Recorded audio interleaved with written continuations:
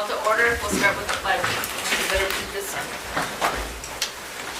I pledge allegiance to the flag of the United States of America and to the republic for which it stands, one nation, under God, indivisible, with liberty and justice for all. Marty, will you do roll call attendance for those who are present? Mary Jo Rosmanowski. Here. Mary Jo Radcliffe. Here. Patty Jacobson. Laurel Meek. Here. Amy Hauptman. Here. Naomi Thundercloud. Scott Martin. Here. Okay, thank you. Has the meeting been noticed for open meeting laws? Yes, it has. Thank you. I propose that we move 9.2 up to right after public comment. That's the Upper 90 Energy Project update. Second. It's not here yet, so don't They're do not that here yet. just yet, so maybe we could do them after Oh, I the, thought they were here. 2 are, but not the rest of the Oh, group. then not the rest of the group. Okay. Yep. Okay. Sorry. Okay, we'll wait for them to come in then. Is that what we'll do? Okay. Okay, what I propose whenever they arrive that we can interrupt and do the upper 90 presentation. Second? Okay, all in favor say aye. Aye. Opposed? Okay. Well, oh, I'm WASB notice, yeah. Yeah, I'm sorry. Okay, we're now at the part for public comment. Does anyone have anything to address the board? Okay, we'll move on to community engagement. I just wanted to notify the board members and ask for any assistance that you might have. So this year is year 5 of our strategic plan, and so this is the year that we want the more broad assistance from community members sharing their perceptions. And so, as you recall, every single year we do students, staff, and parents, but we also remember our stats from when we did our last school perception survey. 60% of our community don't have a child in school. And so how can we put our survey out there in a way that we can tap into some of that wisdom? And the intention behind it is a couple different things. One is, it was a 5-year strategic plan when we created it, when we first did our 4 pillars. We want to ask some questions that say, these are the pillars that rose to the top last time, these are our goals or our areas of focus beneath them. Do those still resonate with you? Is there something that you feel strongly about that you don't see reflected into here? We want to share with them our value statements and see if those values feel like they are representative of our community. And then just give them the opportunity to share some feedback on how they think we're doing.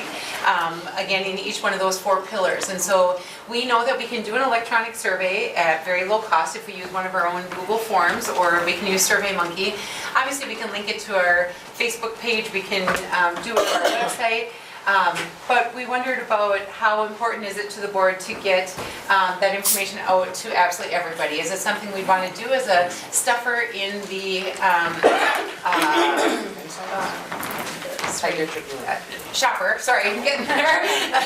In the shopper that goes out to every single household? We could certainly do that, and then they could either choose to follow that link on their computer, or they could choose to fill it out paper and send it in to us. We could have stacks. I'm certain I could talk to some local businesses about having stacks of them available for people there. If we do the shopper, it gets a significant cost. That is how we currently distribute our Tiger Tribune. I wrote a little bit, our Tiger Tribune, we had it ready to go, but I had no idea. For some reason, the shopper's got something funky going on. It's all ready, and they said they can't deliver it until like February 11th or something, so it's like a 3-week delay on when it can be stuffed in. Print shop has them all printed, just sitting there, and it can't be stuffed until February 11th. So I don't know how soon we'll do another one to have that survey. I said in this one, be watching, it's coming. But I'm just wondering, how aggressive would you like us to be in seeking that? Do we print them all out and send them out in the shopper hoping people return the paper, or do we put an ad in the paper that highlights it and asks them to either stop in one of the schools or call one of the schools or tell them the website link there? Or how aggressive would you like us to be? I can certainly also host like some evening forums that would be highlighted in the newspaper, but we don't typically get a huge amount of participation in those, particularly from people that don't have kids in school. So. Seems to me that would be efficient to use the Tiger Tribune and maybe a radio spot that you're Absolutely. doing, and just make them aware of it that way. So it wouldn't go out until the next Tiger Tribune then, because it won't get in this one? The survey itself is not in this one. Note that please be watching for the survey is in this one. So when would the next one come out? Would it be August or something? No, probably March, end of March, early April. So, That seems okay to me, I don't, I like it going to every household. Yeah. So they have the opportunity. I would agree that the radio spots probably hit some of that 60% population that don't have kids in school. I don't know a lot of parents who are listening to WWIS at noon on Fridays, but some might. A lot of senior people comment on it, I know Yes. that. The byline is another thing. Oh, we could advertise on the byline, yeah. So you guys feel strongly that it should go to every household. I guess that was the piece that we needed to know, and so that means it'll go out with the next Tiger Tribune. Maybe it could be a little one-page insert into that document, or, okay. All right, perfect. I'll share those questions as we start finalizing that survey. It looks like we just got a little more time to make the survey. It's not gonna go out to that long, so that was all I wanted on that one. Thank Are we you. ready for 90 yet? No. Okay, okay. I saw one other person. He's on That his is way. Okay, the, here's another one. Here's another one.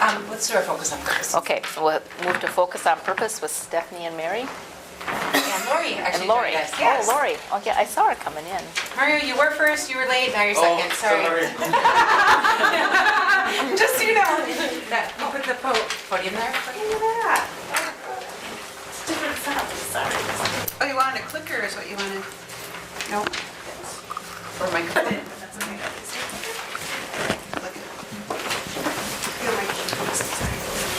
All right, so we are here to explain a little bit about the work of the ELA department, 4K through 5th grade. So I have some lovely ladies here with me that'll introduce themselves. Hi, I'm Mary Danielson. I teach 4th grade at Red Creek. I'm Lori Spouty. I'm the 4K off-site teacher. Other teachers who worked on this, Rachel Valdez from 1st grade, Kristen Brining from 2nd grade, Candace Spindler, 2nd grade, Megan Kundinger from 3rd grade, Allison Berger from 3rd grade as well. All right, some of the big ideas that we'll be talking about, as you can see by our posters, you look around, but our whole year of 18, our schoolwork of this year was just focusing on this alignment, and so you'll kind of see the next steps as we go further along in our presentation.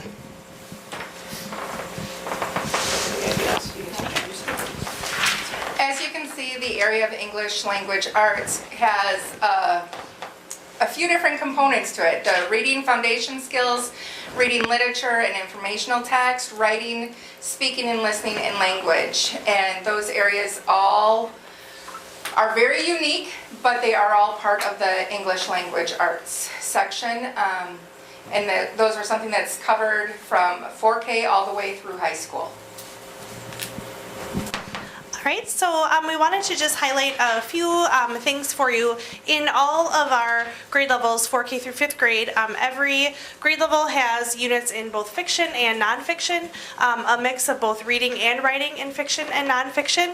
And so within those areas, typically at our lower grade levels, they explore within the fiction category traditional literature like fairy tales, fables. Upper grade levels dive in more into historical fiction, modern fantasy when it comes to both reading and writing. We also have a lot of exposure to different kinds of nonfiction, so not just your informational text, but also biography, persuasive, getting into argumentative as we get up into the 4th and 5th grade levels. Some of our lower grade levels do author studies.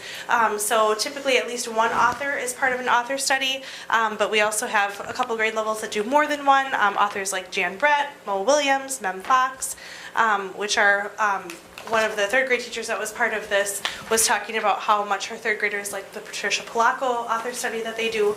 And so they not only read the writing, but then they try to model after that, or read the person's writing, but then they also try to model their own writing after that writing as well. So very engaging for students.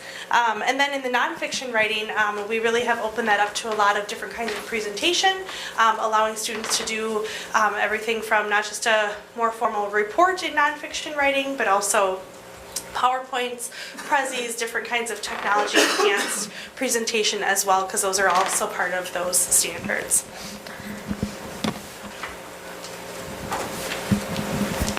So the work of the department for this year is on the walls in front of you.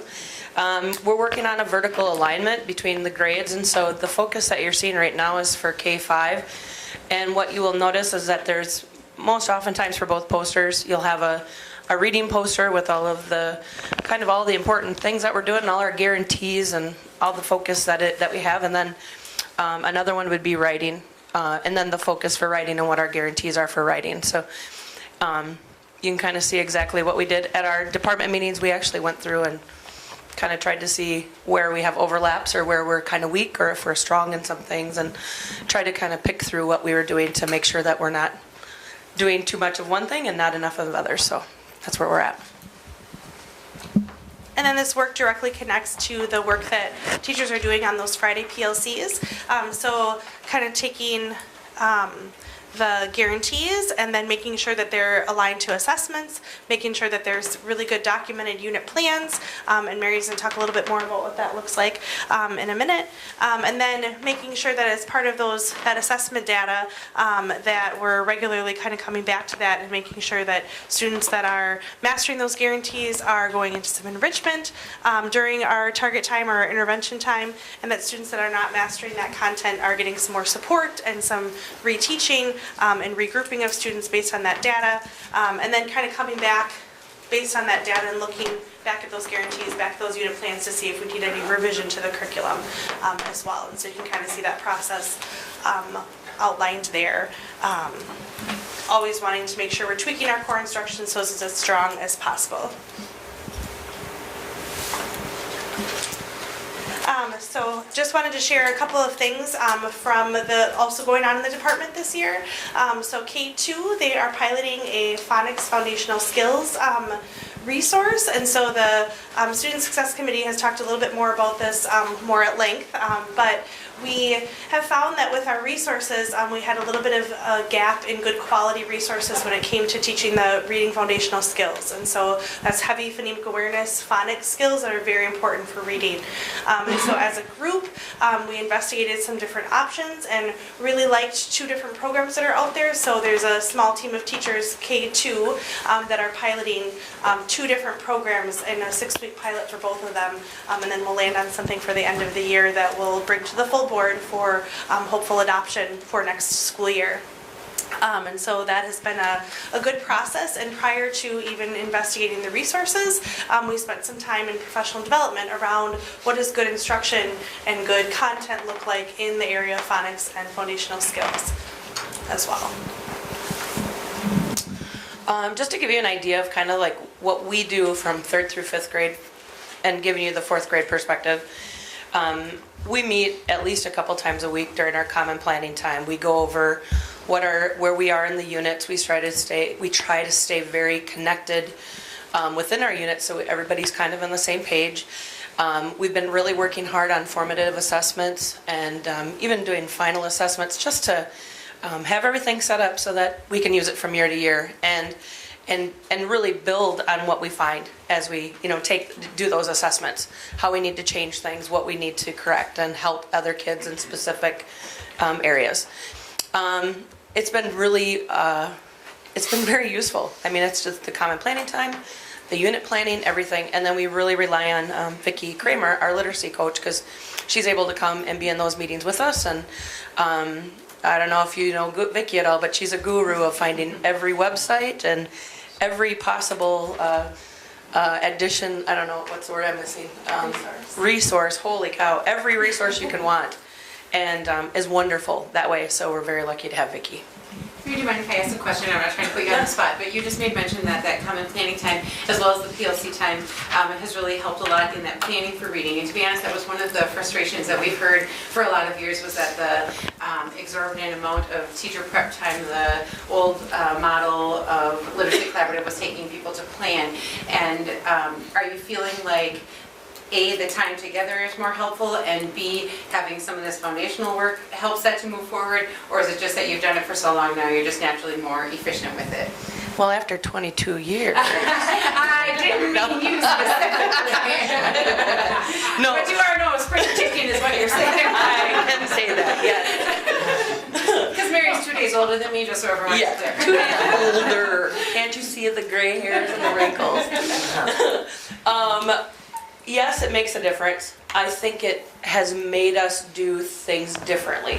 So we may have that common planning time to work on things, but we're also pushing ourselves beyond that, so it's a little bit more additional. Okay. So if that makes sense, yes, it's been very helpful, but I think we're also becoming, with the guarantees and with the assessments and everything, I think we've added to that time as well. And maybe short of the planning a little bit, so it's Yep. more similar in each of the classrooms as opposed to each person on their own? Yeah, and I think that's a good thing, and then especially because of the timing of everything as well, because you're not all over the page with this person doing it at this time and vice versa. I mean, I think it helps for anybody within that area. And then we share a lot, so you gotta, especially in the fourth grade team, if you look at our combined years, when you have Catherine Bishop there for 35 and Paul Ancio and myself and Heather Bluedorn, I mean, there's over 100 years of service right there. And so, there's a lot that we can always bring to the plate, and helps Kate Daggett, our new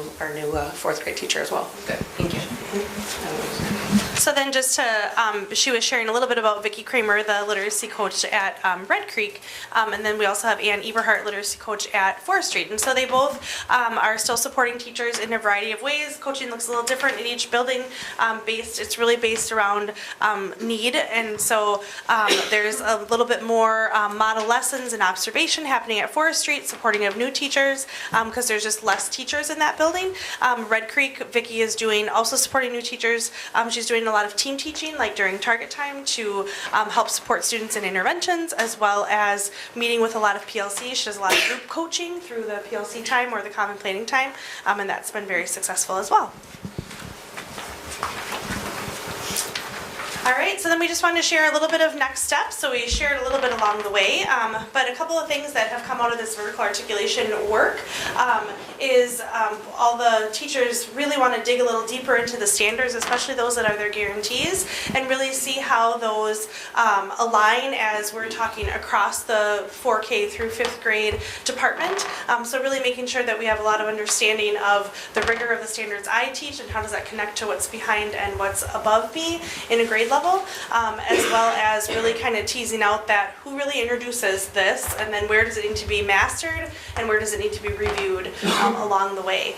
One of the other things that kind of came out from their alignment work so far this year is a need to really look at the rubrics that have been created. Almost every grade level has rubrics, some around writing, some around reading, and so making sure there's some alignment there as well, so that we've got the right level of rigor attached to those standards, but then also that we have some alignment throughout. Lots of people write persuasive writing all the way up through. Lots of people write narrative writing all the way up through, and so making sure that we've got some alignment so that it doesn't seem harder in a grade level that's after something that seemed easier. So, yeah. Does anyone have any questions for us? I do. Would you please comment on, I notice handwriting skills are listed a lot. Across the nation, there's all this talk about elimination of cursive writing in some schools. Can you talk through how that is taught, the handwriting skills? Or the concentration versus, keyboarding, handwriting, the balance of that? Sure. And feel free to chime in. This is a little bit of Mary's world as well. Okay, I bet Third it grade is where we introduce cursive writing, and we do formal introduction of all the letters, and then there's practice. We actually talked about this when we met as a group to put this together. And then 4th grade is, a little more practice, and we do have a kind of a document that kind of articulates this as well that I think we've shared with the board before that I would be happy to send to you too, just to be helpful in sharing with other people that maybe ask questions. But and so we also have cursive as an option for students when they're doing a final product, although you were kind of sharing a lot of them choose to word process if they have a choice. Yeah. But we did our nonfiction project and everybody chose to put it on the computer. My whole entire class last year was about half and half. This year, the whole class put everything on digital. So, it turned out they were awesome. But, that's what their choice was. And I think they've all been in keyboarding for the first semester. And so they've been working on creating documents and attaching pictures. And so it's kind of nice they could put that to use of what they had learned. So. Well, thank you for keeping that balance so they have that choice too. for sure. Absolutely. 4th and 5th, that's an option always for final product. Thank you. I just have a quick question. You talk about target time. How much target time do they have a day? And then my other question with that is, Do your kids move room to room during target time, or do you just group them within a classroom? Our target time has varied a lot this year because we've been having it, our target time is Monday through Thursday from 2 to 2:30. And so with our target time, what we do is, at this point in time, we're working on forward skills, on things that are going to be necessary for the test. And so we're actually moving our homerooms, and each homeroom is moving to a new teacher to teach the same skill.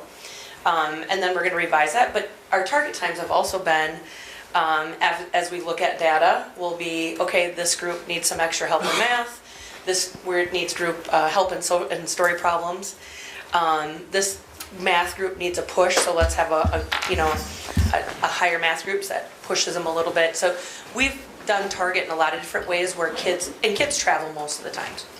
Especially at the upper grade levels, right? Absolutely. Some of the younger ones are a little more hesitant, but the upper grade levels, they... And I do think even at second grade, I know that they travel, but from there, they do travel per groups and stuff, within their pods.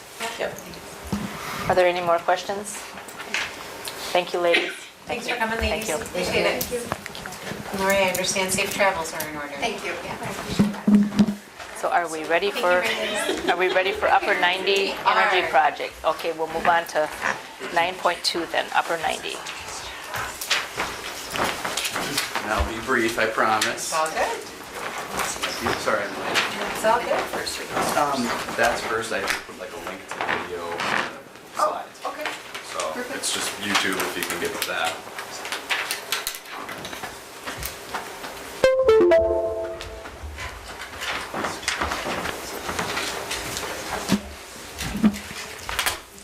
Should I use the microphone? It records better that way, please do. So he's got some video entertainment for us to start. That's right. Okay. Well, while that's loading, I guess just want to introduce myself again. Mario Melanzi from Upper 90 Energy. You might remember me from earlier this, past year. So today I'm here to just give like a project update and a recap. So basically finished up kind of in that fall with substantial completion and kind of just maybe through the fall and some of the last little nuts and bolts. So just wanting to put together a nice little video and just share some of the financial information from the projects. I don't know if anyone has any other feedback from what they've seen, if they've been out in the facilities or whatnot, but from a lighting standpoint, it's almost like if you didn't know what happened, that's the way we want it. So we really focused on the savings piece.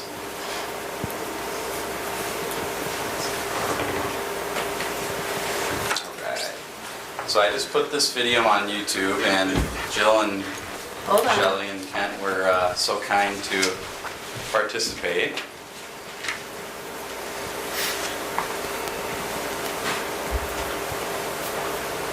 So we just like click that icon as a link. We've cut down about 10 to 15,000 kilowatt hours already. I wonder if it opened up to a different I prefer screen. not seeing myself when you can hear myself. I can see it. It must want to pop up on one side of your screen and not the Yeah, I'm other. having trouble with that. So let me just go here. I've got it right here too. Oh, nice. Somehow he's still there.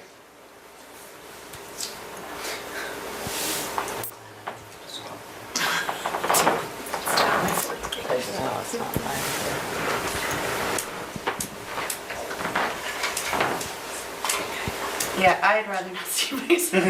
You guys did a great job. Don't kid yourselves.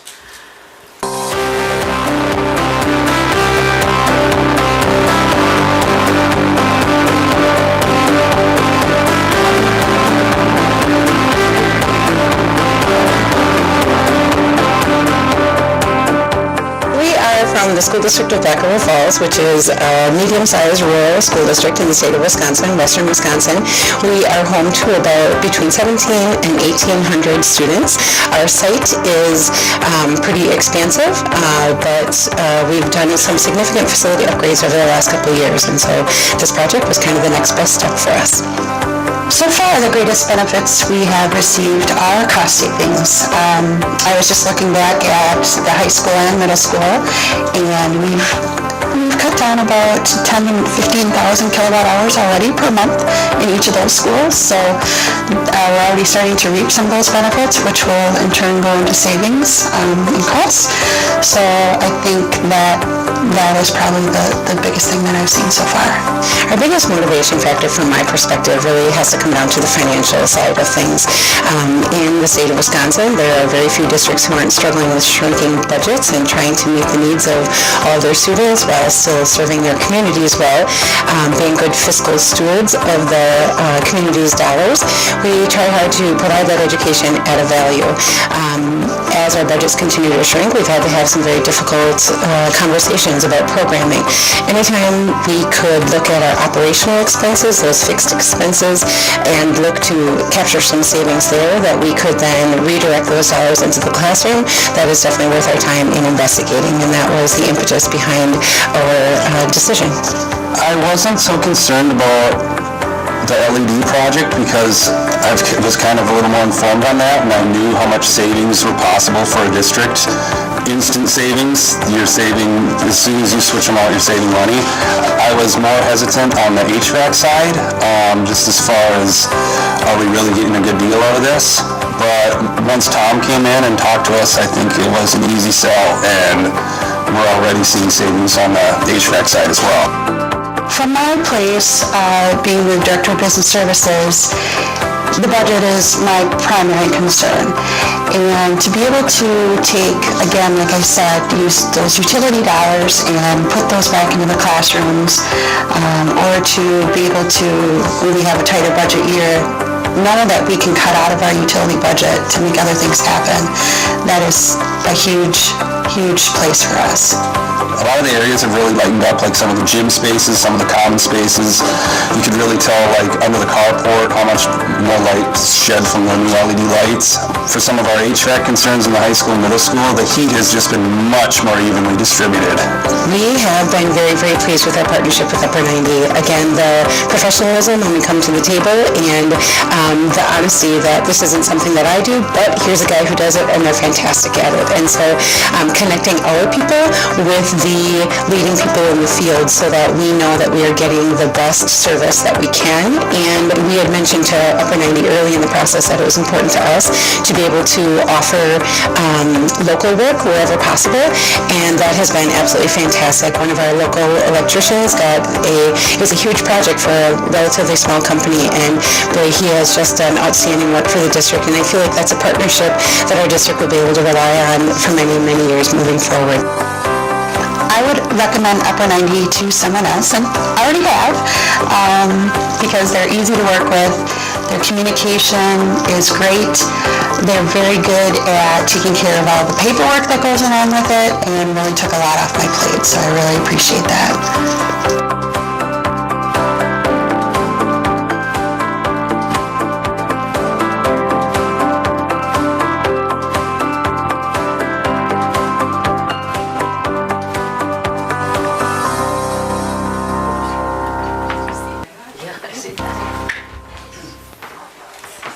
So thanks again to the team. They did a wonderful job. As I said, first take.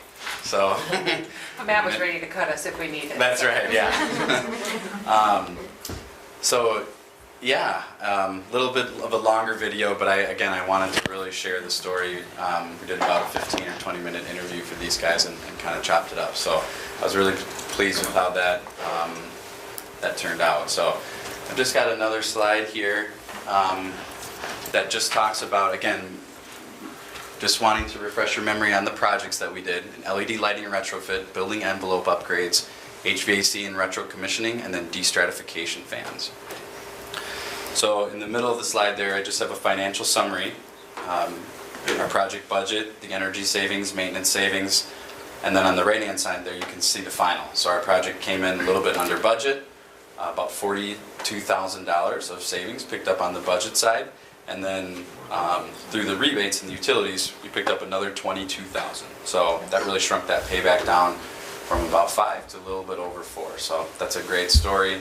I really enjoy standing up here and telling these kinds of stories as opposed to the other ones where there's change orders or you're not hitting the savings that you're looking for. So With that, I'll just take questions, and then certainly wanted to invite these guys up here, so I don't know if you want to come on up now or say a few words, or that would certainly be fine.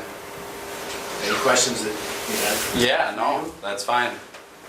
So everything is finished on all those projects? Yes. Correct. Yes. Yep. Very good. They're actually looking at a little bit more on the retro commissioning side for some other really low cost, no cost stuff, and they're actually working with some of the focus reps right now and putting together some of those savings calculations. So a couple of kind of loose ends, I'll call them, from the project that we just didn't identify up front in terms of incorporating. So hopefully the board can be pretty proud of those Yes, student results. very- Come in yes. under budget and over rebate. Wow, that's a pretty exciting Yeah. venture there. So It was over 20% of your total budget, so that 65,000 utility savings is like 22% of the budget of utilities. So that's right where we're aiming, in that 15 to 25 range, and so that's great work. I'm really glad we used local contractors for the Yeah. lighting. Yeah, they did a great job. I think they even had some either current students or former students. all of the above, over yes. so. All of the above, and just their willingness. They really did a great job. They were willing to come in around when we needed the facility, so nights and weekends and whatever. They were just Yeah. really great to work with. So. I think it'd be good if they came up and talked about. Yeah, absolutely. And the rebates and incentives are kudos to these gentlemen over here. I won't speak for them. So. Come on up and introduce yourselves and tell us about your rebates.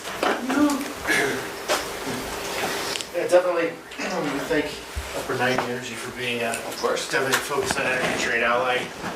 I'm going to take a picture too, if that's okay. Yep, just yep, so we I are don't as well, so it's all good. Jill, you want to come? Come in? And Focus on Energy, we work pretty much closely. We work closely with our trade allies, the school districts, K through 12s, and our utility partners. In this case, Mike Hodge is very integral in the process as well. Focus is a third-party, unbiased entity in the state of Wisconsin, and what we do when we know that we have incentive dollars available, we work with the customer and the trade ally. We verify the trade ally's calculations.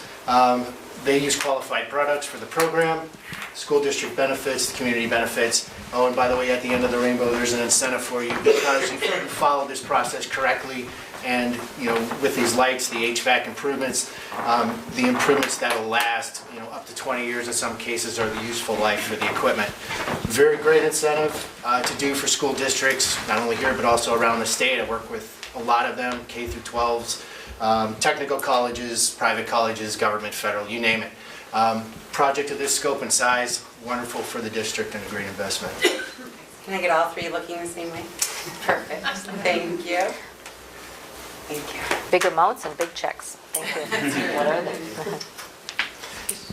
$36,474 from Focus on Energy. Were you done? I'm done. Good evening, I'm Mike Hodges. I'm with the Black River Falls Municipal Utility and WPPI Energy, the wholesale power company supplying the community.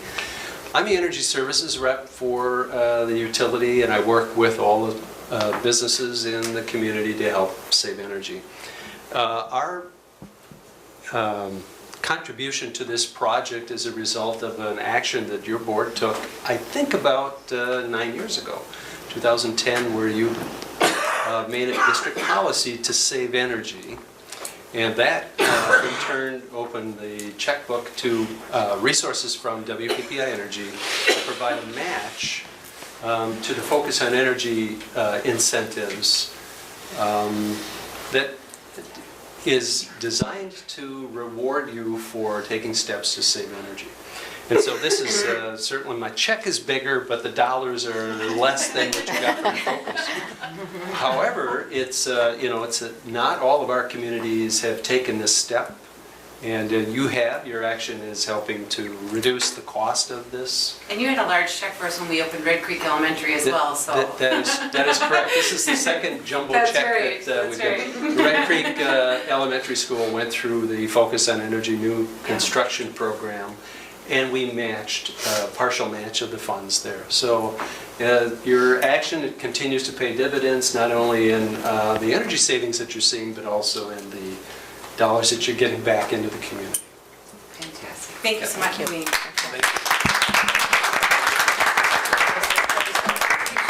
Can I catch you for a photo? Sure. Okay. Thank you. I think the only other comment I would make is that, like, please correct me if I'm wrong, but not all utilities provide that match, right? So I don't know if you want to speak on that. Very but that's few good. throughout the state, and we have member relationships with, sorry, I'm No, just saying it's loud okay. normally. Yeah, no, it's with- good to know. With WPBI across the state, other utilities just, they don't do it for some reason, for whatever reason, they just don't. So, several cooperatives do as well. So, if you know any ag customers, I also work with ag, farms, dairy, you name it. Other cooperatives do offer matching rebates as well. So, on the Focus side, you can visit us at focusenergy.com. Have to get a quick plug in there. We also have a residential program, a business program, a small business program, large energy users, and I'm from agriculture, schools, and government. My name's David Voss. So, go to the website. You're already paying into the program through the utility. So the billing mechanism is on there, 0.0012%. So if you have an energy efficient device that you're considering, make sure it's qualified for the program. Go to our website, apply for the incentive. So the money's there, take advantage. Thank you. And thank you very much for letting us come to this evening. Thank you for coming. Thank you for taking the time out. Thank We you for appreciate taking it. us. Yay, upper 90, wow. Always Oh, yeah, no, good I'm news. good. I'm good, thank you. Yeah, no,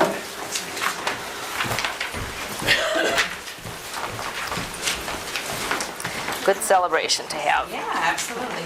Okay, move on to employment recommendations. Before we jump past the our people, can I just highlight a few of our people? I put in the packet for you that Jen Dahl, our teacher at the elementary level, has been invited to be the co-chair for the state academic standards writing. And I just think that that is fantastic. When you consider how many hundreds of art teachers there are throughout the state of Wisconsin, to be selected and invited to be a co-chair of that work is really, really, really exceptional. So we're very proud of her. She has been such an advocate for art education across not just our state, but throughout the country. She has served as the Wisconsin president of the Art Education Association.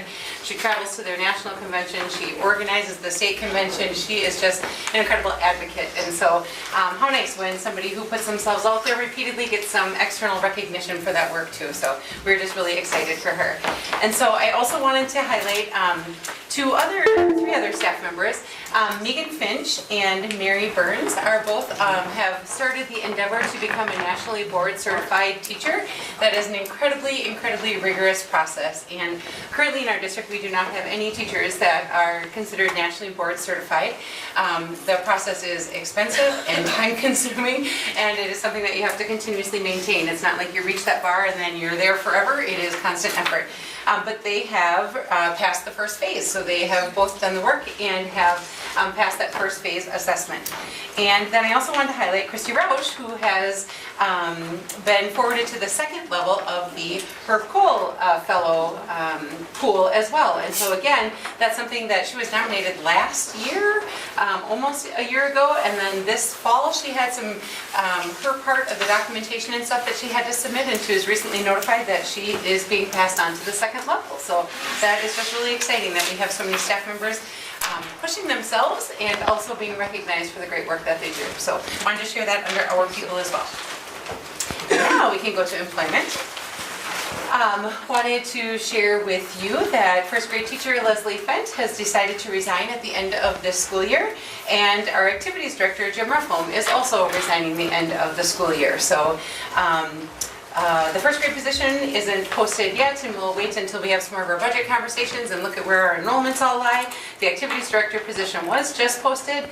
Just for your information, up until this point, the current job description requires that that person has a teaching license, but we put that a teaching license was preferred but not required, because to be honest, the amount of communication and organizational skills that that person needs, it may be a teacher, or we might find a phenomenal person who doesn't have a teaching degree. And so they have not had a teaching contract. Since it has become a full-time position, it's been in that VIP category, support services category. So we posted that it was preferred but not required, so. And since, that position was created, you find that that's a very necessary position for a full-time position? We talked a little bit at admin, and certainly the middle school and high school, honestly the high school benefits most significantly, but we felt as a group that the amount of community coordinating that person does has really elevated it beyond just school district stuff. If you recall, we pay 10% of that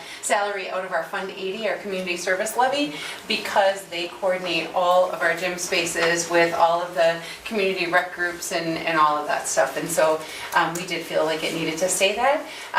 Its current place was 215 days. We've put it down to 210 days.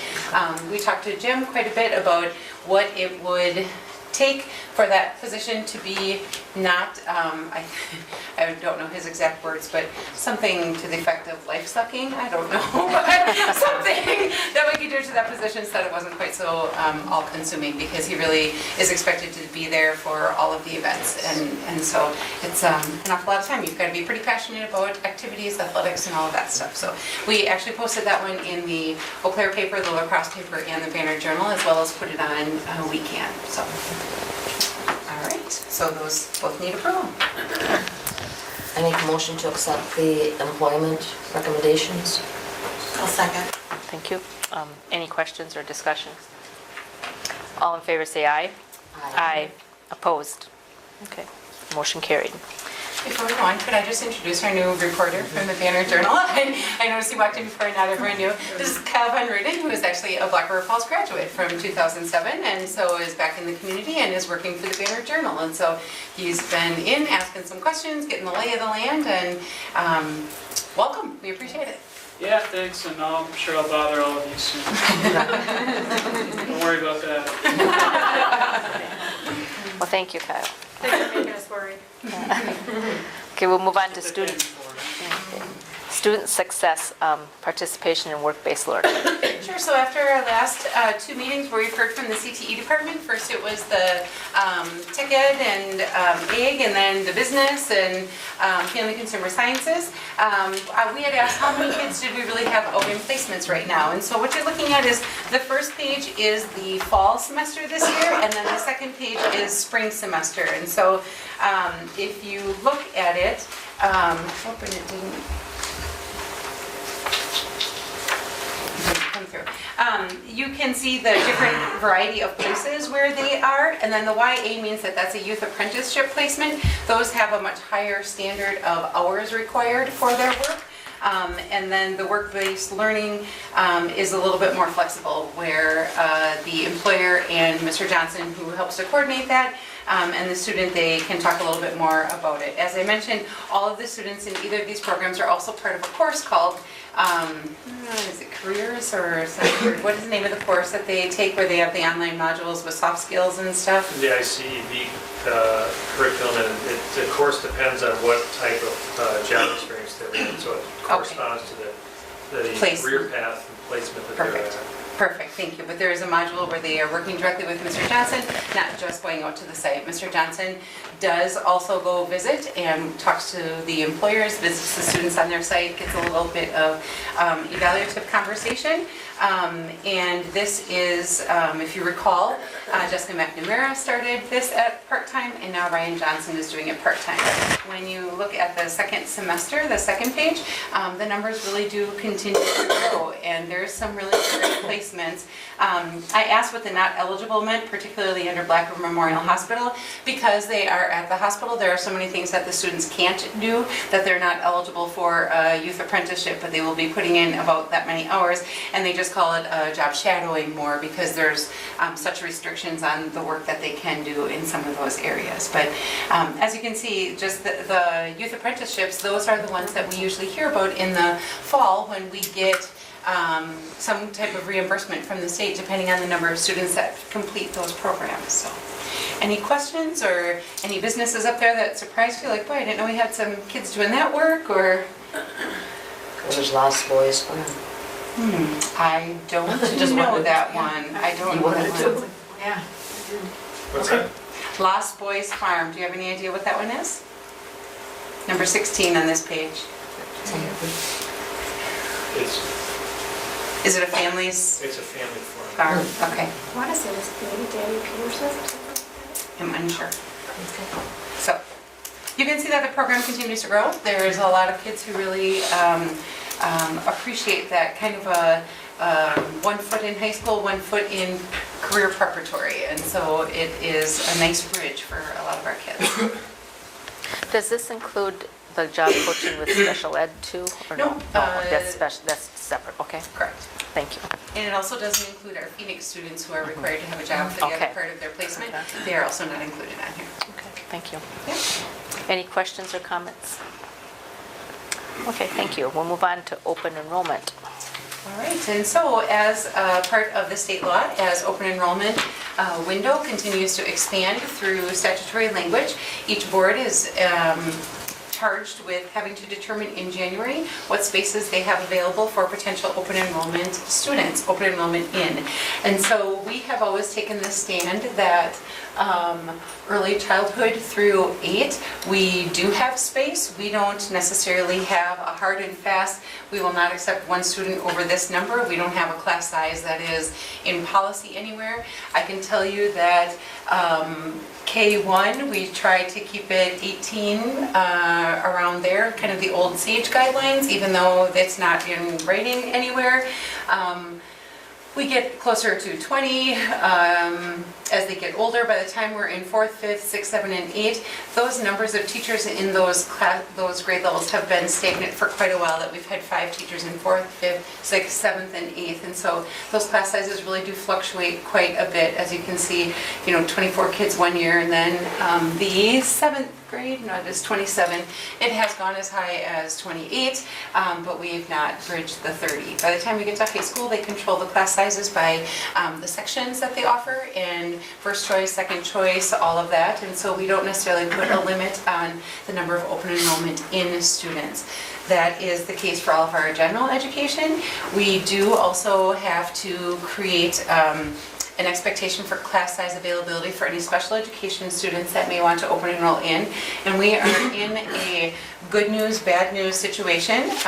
The good news is that when families live in our district and have students participating in the special ed program, they have been extremely, extremely pleased with the services that they receive.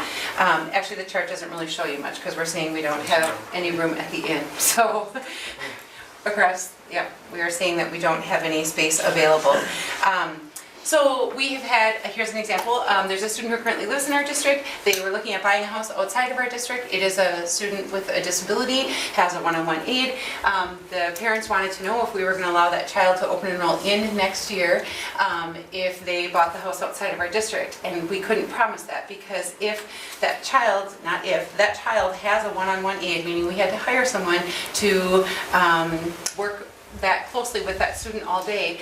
And so if they move out and another family moves in with a student that high needs, or maybe 3 kids of a little bit lower needs move in and we need that staff there, we would have to then hire another staff member for a student that is not ours, and it would cause an undue burden onto our system.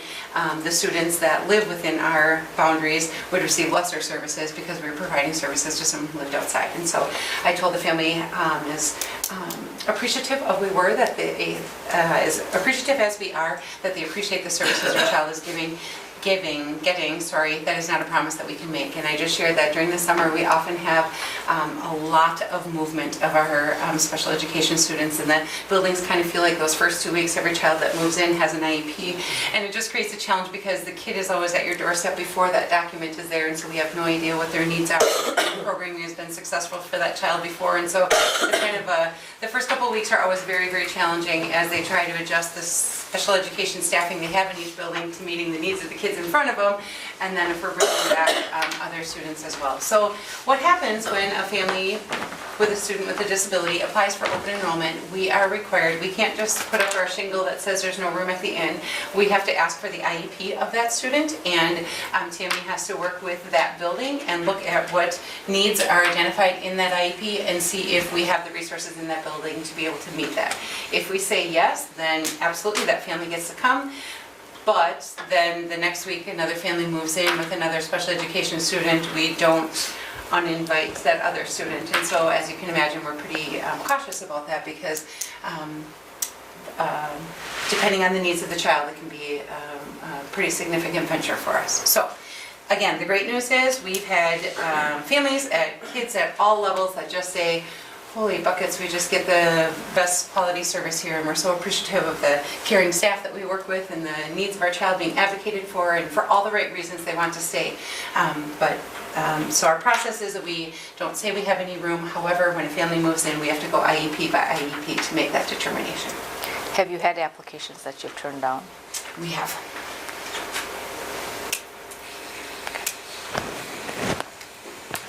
Any questions or comments? If you recall, this was one of our big celebrations this fall, that our open enrollment numbers took a significant swing in the right direction. So we are hopeful to be able to celebrate that each year. Okay, so we need a motion to approve the open enrollment class size recommendation. I'll make that motion. Thank you. I'll second. Thank you. Any more comments or questions? All in favor say aye. Aye. Opposed? Okay, motion carried. Okay, Student Success Committee report. I apologize, I was ill and couldn't come, so I'm going to have to rely on... I was going to rely on stuff. We wonder in the meeting. No. But I'm sorry, I didn't have my notes in right here. We kind of went through lots of different updates. So one of the things that we had talked about earlier in the year,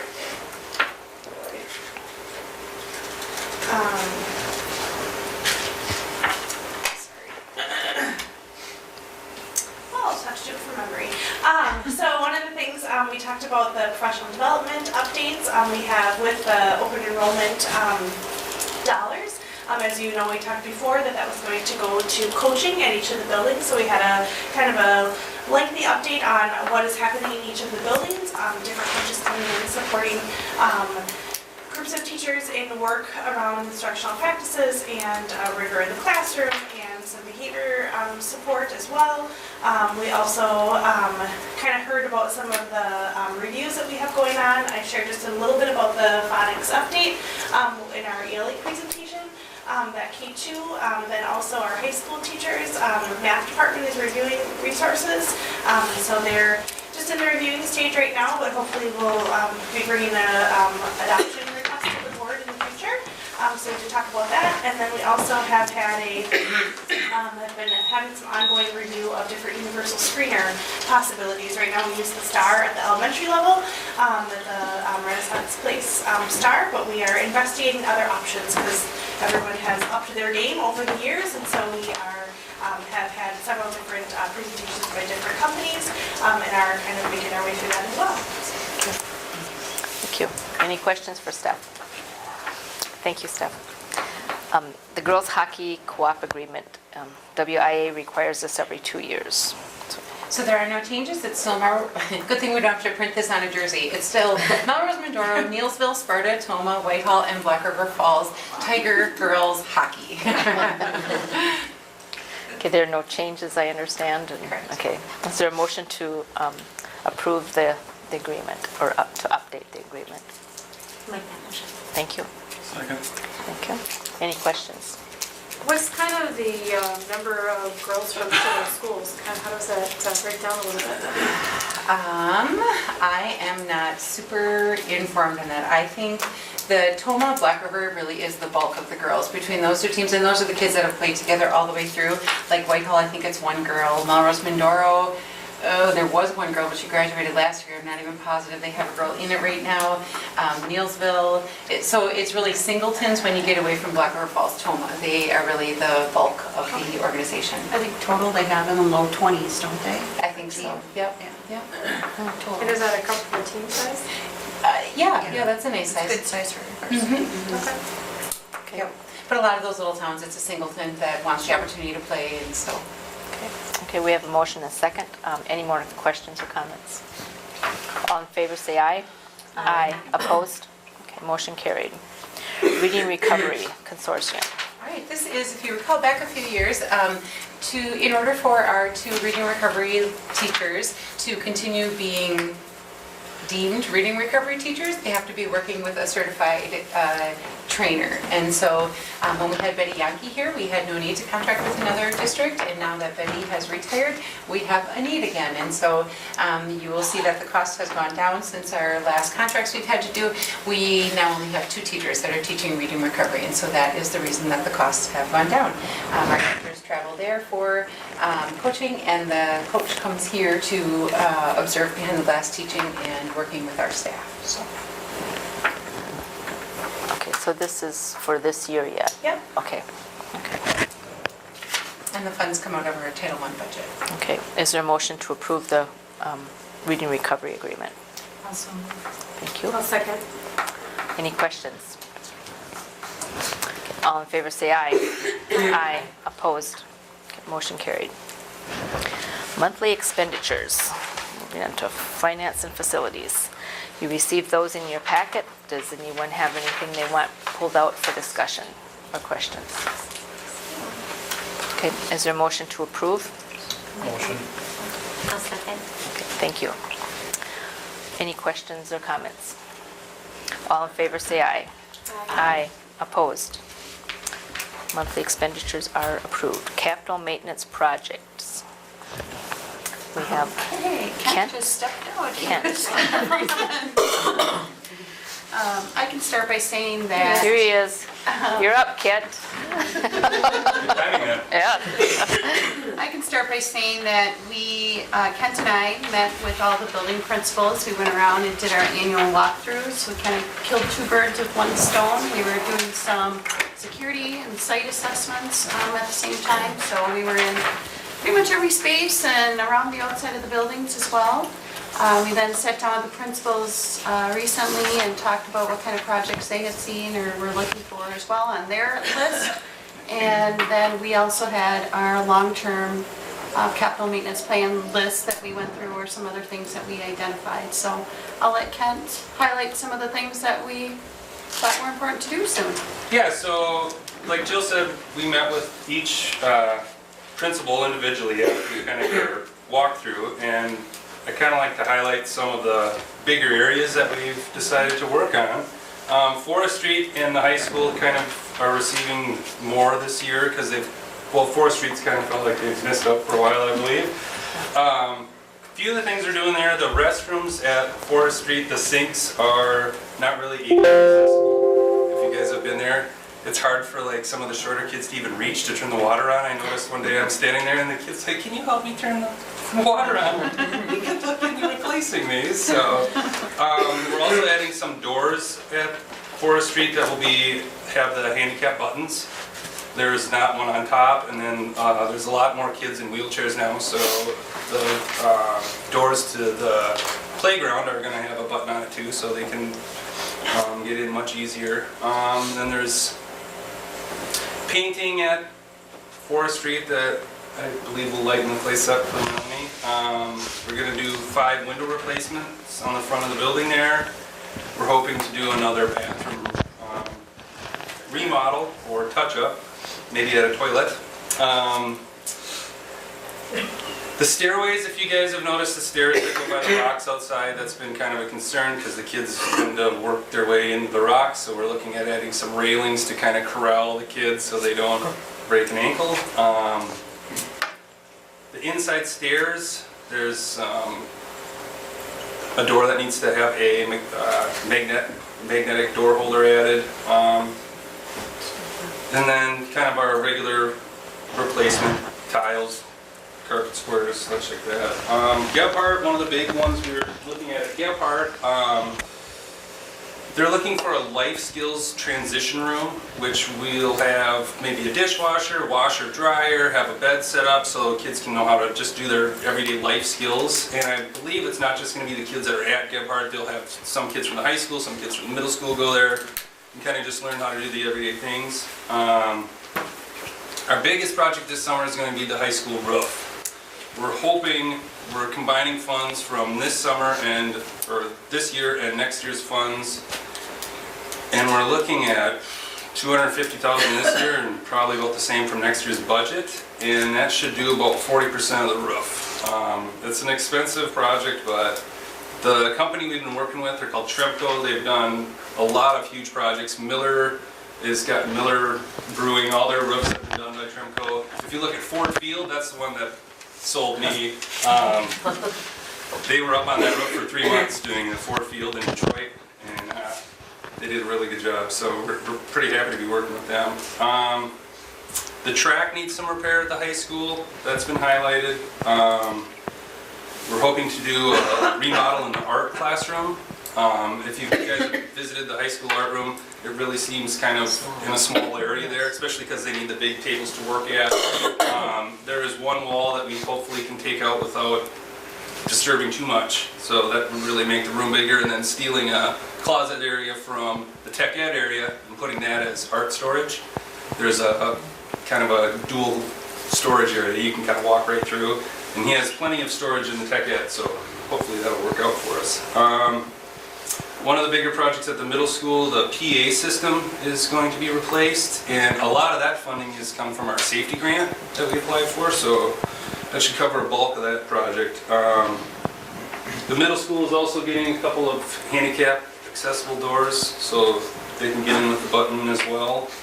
And the pool area, it's time for a filter replacement in the pool. That should be exciting.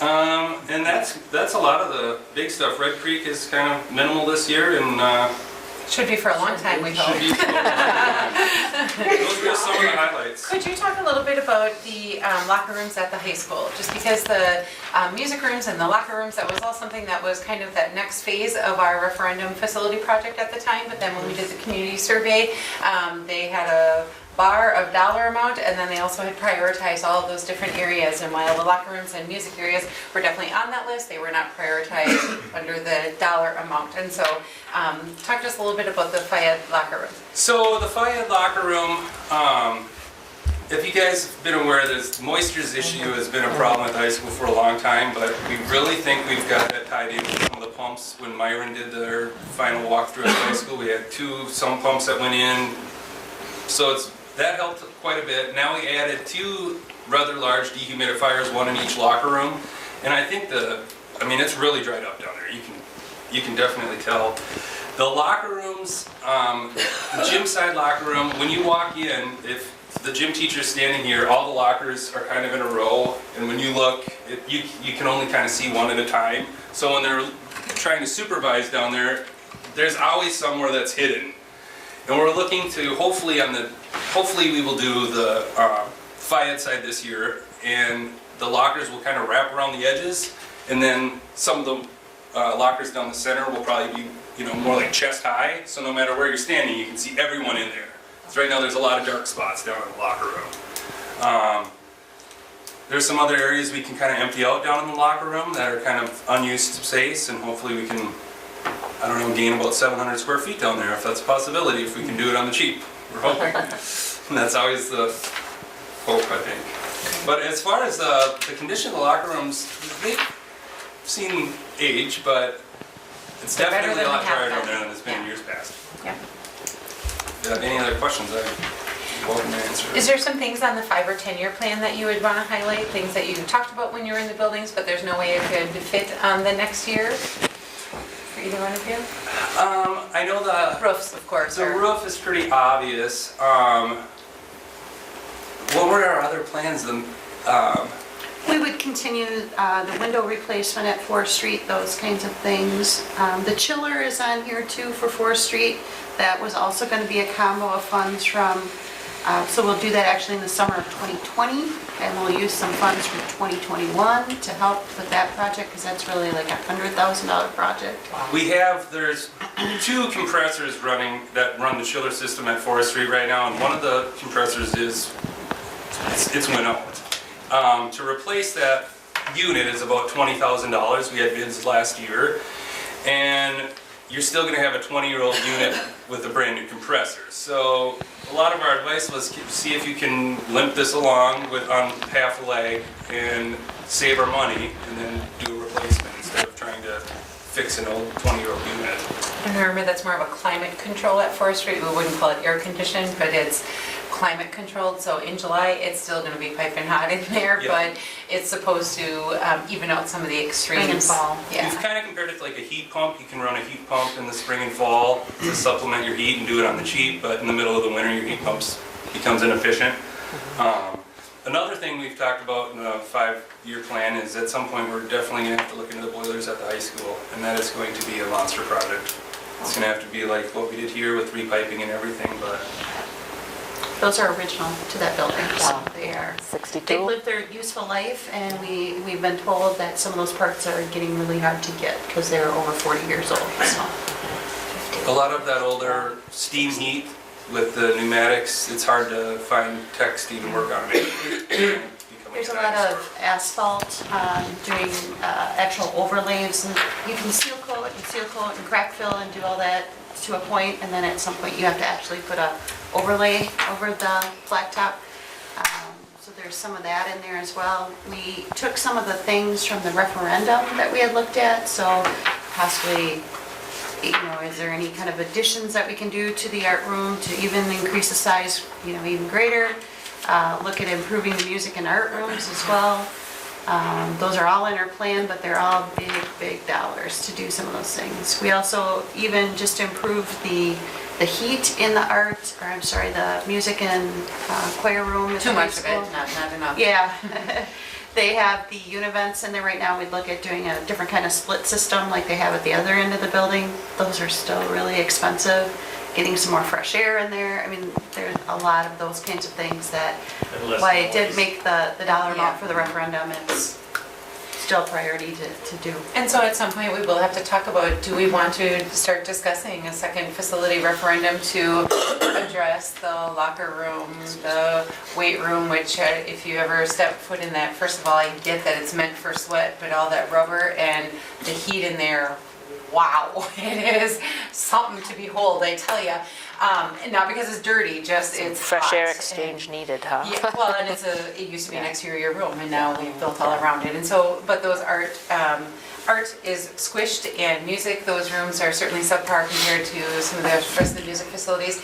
So at some point, if the board feels like that's a discussion we want to start engaging in our community, and we certainly just need that direction to start that. Otherwise, we continue with projects that improve the life of what we have, as opposed to starting in a bigger endeavor than that. But that is something that Is that something we should talk about in board development?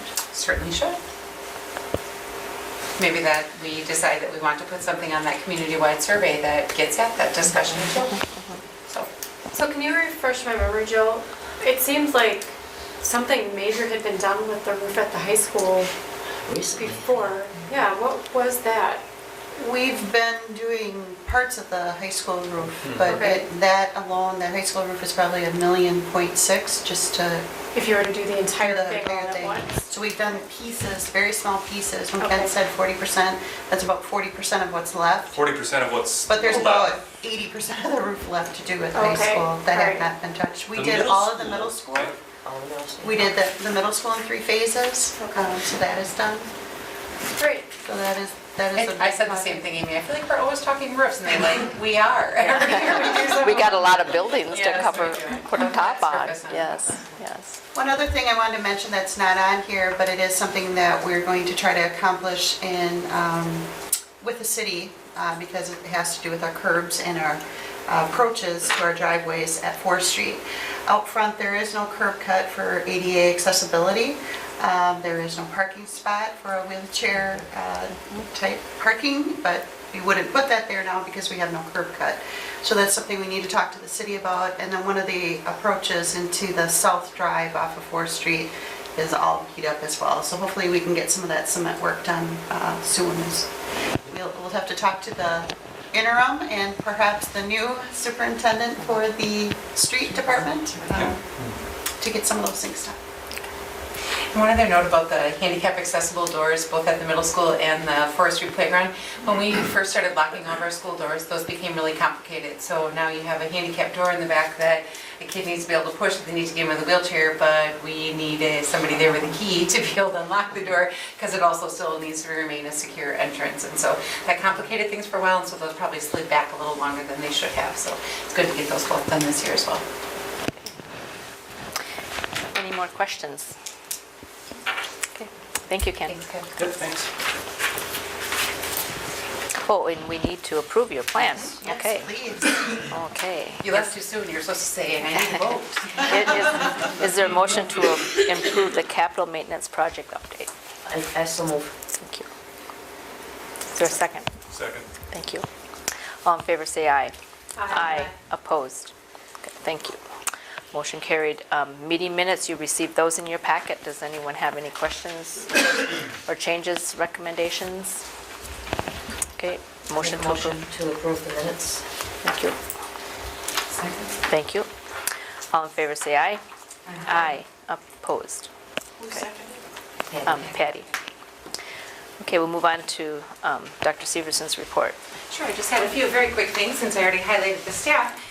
What I'm sharing with you right now, there is two other ladies and myself in the community, Mary Ann Torkelson, who works at the Co-op Credit Union, and Mary Beth White Jacobs, who's the CEO of the hospital.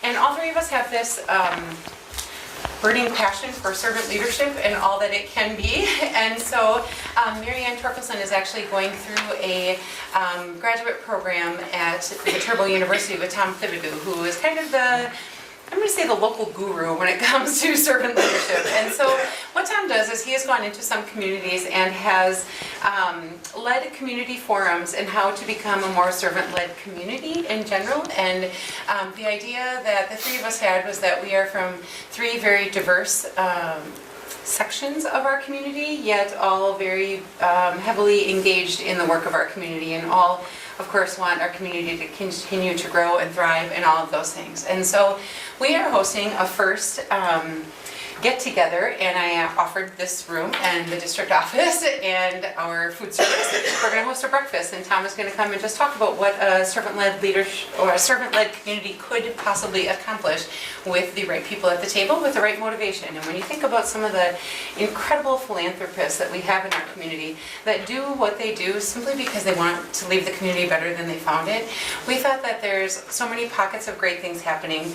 How much more would it take for that work to be unified a little bit so that one knows what the other ones are working on and can build and grow off each other? That whole idea that connected we're much stronger than we are individually. And so we are planning our first get-together for the 20th of February. It's a morning meeting.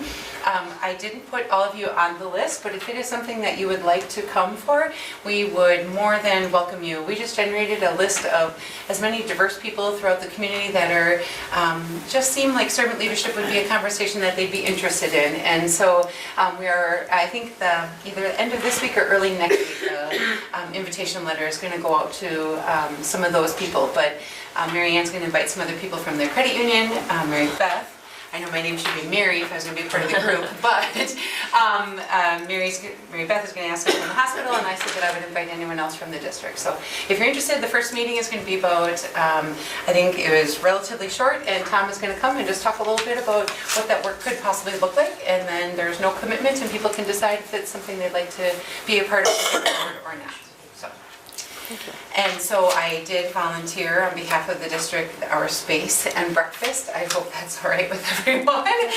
From then forward, we've agreed that everyone who decides, the first is an invitation to come learn more about it. After that, people have to commit a little bit, and so then they will buy their own breakfast, and we can figure out where we're going to meet. But for a group that size, this seemed like the easiest place to do that. So. Those that are going down to Milwaukee, I just wanted to remind you that I am part of an Orange Frog presentation on Friday morning with two other superintendents from the state of Wisconsin who are doing the Orange Frog work in their communities. I have the old version of the program, so it doesn't tell me where I am, but I know Friday morning we are on, so if you want to come and cheer on, it's the superintendent from North Fond du Lac, Aaron Sadoff, and Don Hack from Spring Valley. And Aaron Sadoff, who is presenting with me, happens to be the state superintendent of the year. And so if you think I talk fast, you wait till you see Aaron. He like pings off the walls. He is really, really, really high energy, but he's super fun. So wanted to share that. And that's all that I had. So I would turn it to the buildings. I'll start. All right. We got final exams in high school this week. Hopefully tomorrow we start. We don't. You gave me the eyeball like I can control Mother Nature. What was that? I don't care if it's a late start, I don't care if it's an early out, just bring the kids to school for a little while, give them a couple of They walk in the door. So final exams tomorrow, Wednesday and Thursday, and then we've got our grading and semester rollover. And we're looking forward to the 20th of February for the ACT exam. We've got some exciting things scheduled for the rest of the students. The freshmen, sophomores, and seniors are going to be doing some exploration of their futures. Some of them in Eau Claire, some of them in La Crosse, some of them in Lockwood Falls. So more info on that. Great, thanks.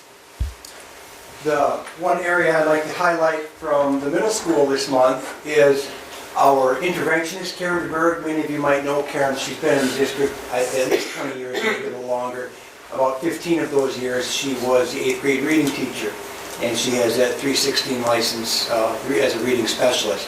Well, she found a new calling as our building interventionist, and that's the person that works specifically, if you look at interventions to help kids with academic deficits. We've got Tier 1, Tier 2, and Tier 3, which is the most intense before they get to special education.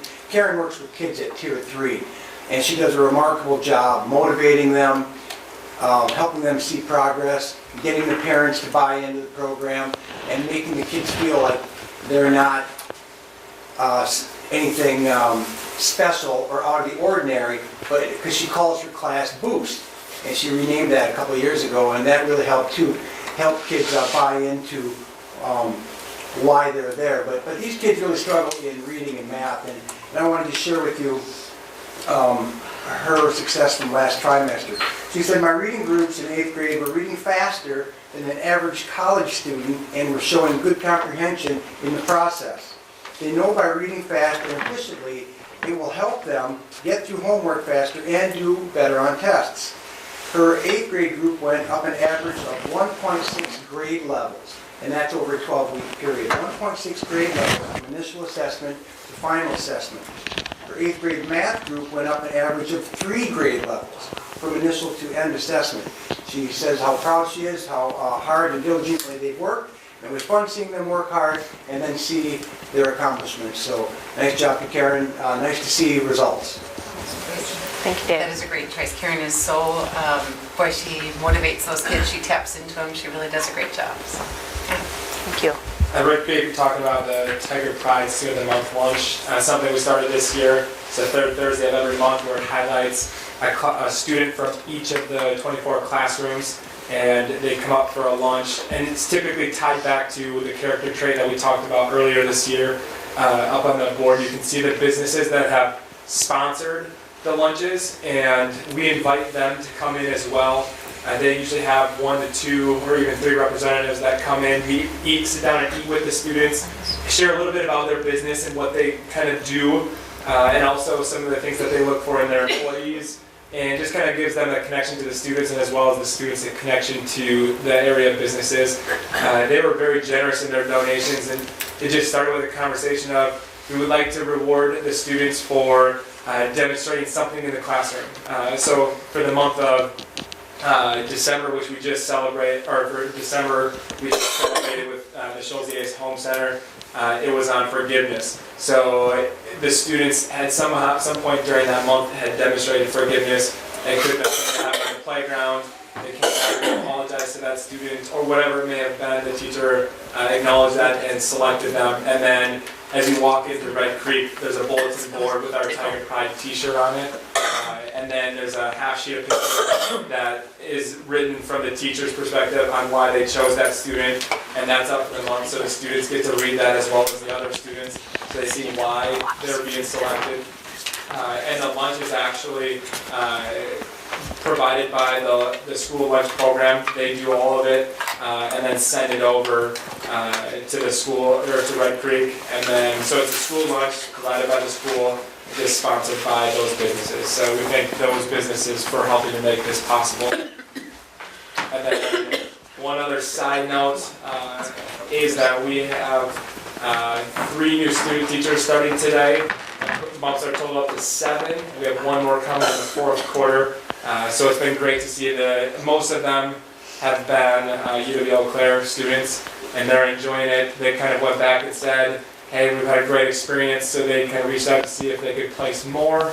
And so it's been super awesome. They've brought in a lot of wonderful ideas, and the classroom teachers are excited about the stuff that they're bringing and the work that they're doing. So That's great. That's great to engage those college students. Yeah, fantastic. And just a kudos to Jimmy, that Student of the Month, he contacted all those businesses himself. He sold the idea and just took that idea and ran with it, and has found plenty of businesses willing to support those efforts in recognizing our kids. So that's great, and I love the fact that the business comes that day then, so that the kids get to put a face with the name and all of that stuff. So great work with that, Jimmy. At Forestry, I just wanted to talk about the coaching that we are engaging in. And when I had to think about what we're doing since the last month, it was really starting to dive into coaching. And we've had Peggy Black there a couple times now, and so she's gotten to meet all of our teachers and go in and see all of the great things that we're doing. And so she's going to be working with student engagement in the classroom, especially dealing with literacy. But I really want to talk about our math coach, because there's a lot of excitement around how kids are learning math. And Ashley Laguerre has only been to our school one time, and just meeting our teachers very briefly and having some conversations with them. I can see the wheels turning in my teachers' heads, and there's lots of great questions going on about how students are learning and how teachers are teaching them, so it's great to see that. And we have a number of teachers that are actually part of our math grant and are taking some time out of their weekends and during the summer to learn more about teaching math. And they just met this past Saturday, and so I ran into a couple of teachers today and said, how did it go? And they said, oh, it's so awesome. Wish it was every Saturday. I'm like, do you really? Be careful what you wish for. They said, okay, not really, but it was really good. The first time the math grant went around, we didn't allow any teachers younger than second grade, and so Forestry was, I think they probably were even more anxious for the opportunity because they felt they were shunned before, so they were very excited to sign up. They heard such good things and wanted to be a part of it. So that's all we have. I'd like to invite Tammy. Do you have anything you want to add? Actually, I'd like to highlight this coming Wednesday at the 8th grade over at middle school. We are having diversity days, so all of the 8th grade students' classes are canceled on Wednesday, and we have set up a full day where they're going to learn more about disabilities and diversity, and they're rotating among classes for the whole day, just to learn more about what it means to have autism and what it means to be hearing impaired. And that's how the whole day is being spent, because we've heard so many comments in halls and cruel comments, and so we want to educate and really empower our students so that they know more. So that whole day is being spent that day on Wednesday, with us starting out with a questioning and answering session and ending that way. So hopefully it'll be a really positive day. So, Thank you. Okay, we'll move on to WASB and maybe the resolutions. How many are going to the convention? Everyone except Laurel. Okay, and Scott, you are the resolution guy to vote on behalf of our district, and I'm going to be chairing that meeting, so you hang on to that. Do you have any questions about any of those, or want any input from anybody on the resolution? I think you wanted to talk, Patty, about mental health resolution. At last month's, we hadn't had a chance to go through all of them, so I invited them all to take a look at them again and bring any of them that they wanted to discuss. And so not just Scott, but if there was anyone else that wanted to highlight them. Perfect. What number? Do you know what number it is? 14 and 19. Yeah, there's a lot of them this year. 19, 14. 19, 14. So all I do is say present, correct? What? I'm kidding. No. No, and please remember, this isn't something this is the way the association directs how they're going to advocate at the legislative level. It isn't any law that's passed or anything like that. It just gives them an idea of what the 421 school districts want them to concentrate on.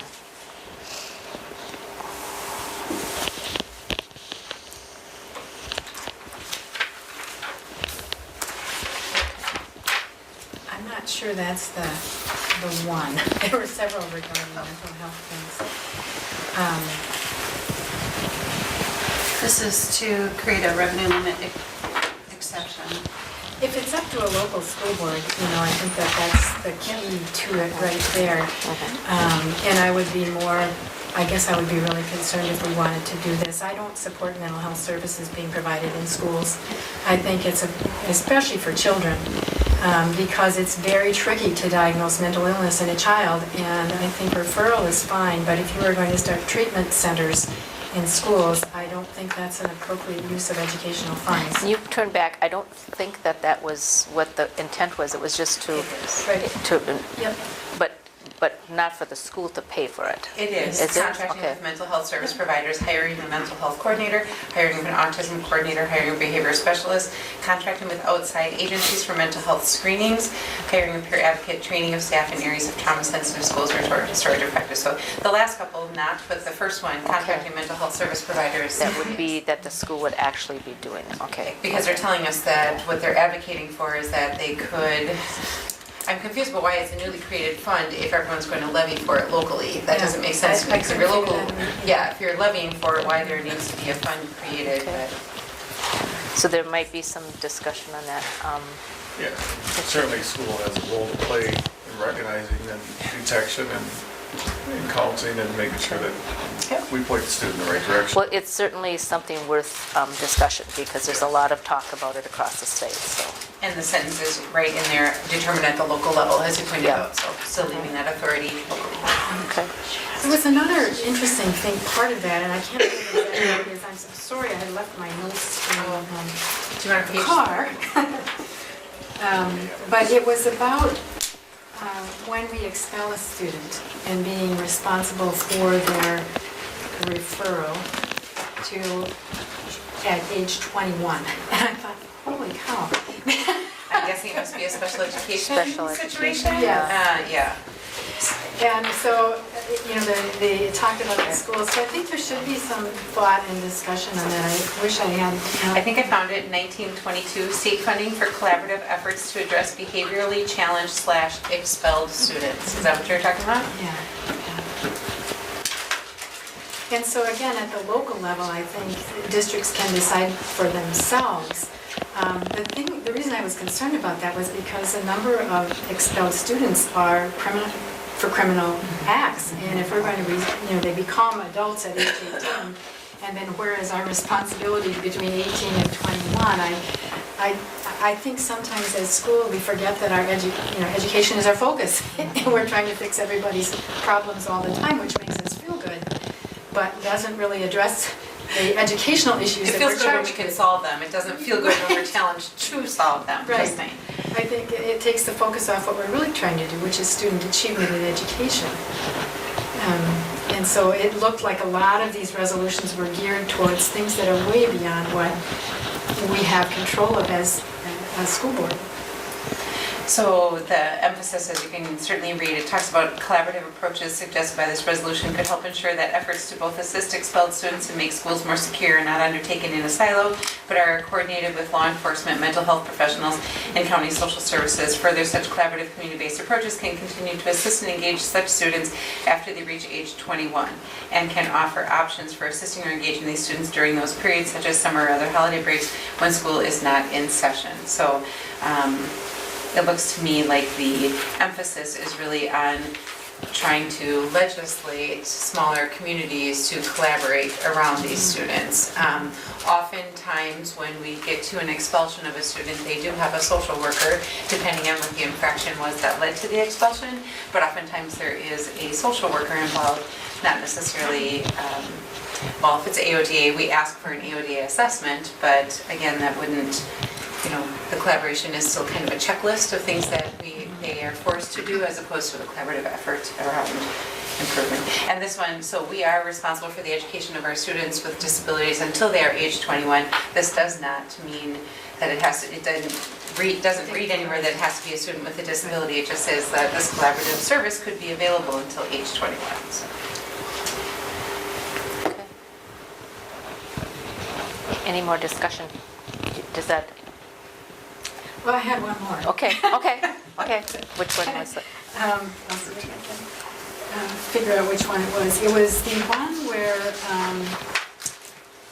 allowing students at age 3 to enter 4K programs if they turn 4 between September and December.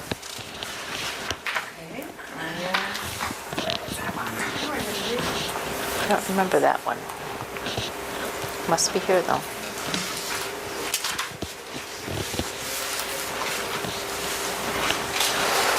So let's see if I can find it here. But anyway, my concern was that earlier and earlier and earlier we were putting these kids in schools, and I wonder about the role of the family and how we support that when we kind of know that families are really, really important for children. Which is kind of the point of the Birth to Three, is to try to give them external resources before they have a lifetime of special education. Right, and we have so many of those programs already available. I'm sorry, I'm not organized.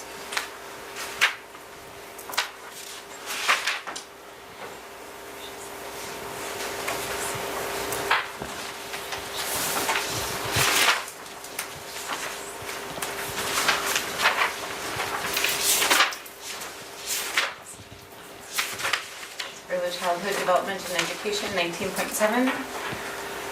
17? I think so. 17. I think so. I'm not seeing specifically what Patty mentioned, but No. it's about early childhood. When I printed these off, they came out really scrambled. That's the only one And I don't want to waste anybody's time with these Well, things. well, we get, what you're saying is, Yeah. and there'll be lots of debate on each one, so you'll get to hear.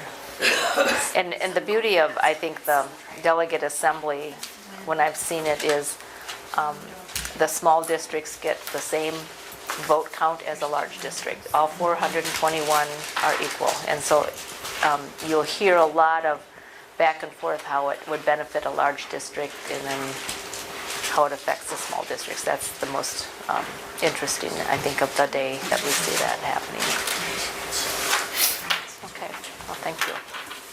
Okay, any other questions or comments? Okay. So we're all headed out and we'll look for a good week of learning together. Is there any agenda items that you would like put on for future meetings? Okay. The board will adjourn to closed session pursuant to Wisconsin statute 19.85, paren 1, paren C, E, for the purpose of discussing administrative contract renewals. Wisconsin statutes 19.5, paren 1C. We need a roll call responding by yes or no. Mary Jo Rathmaski, Yes. Mary Jo Radcliffe, Amy Hoffman, Yes. Patty Jacobson, Yes. Scott Barton, Yes. Naoma Thundercloud, Yes. Yes. Okay, we'll take a 10-minute break before we go to closed session. Thank you.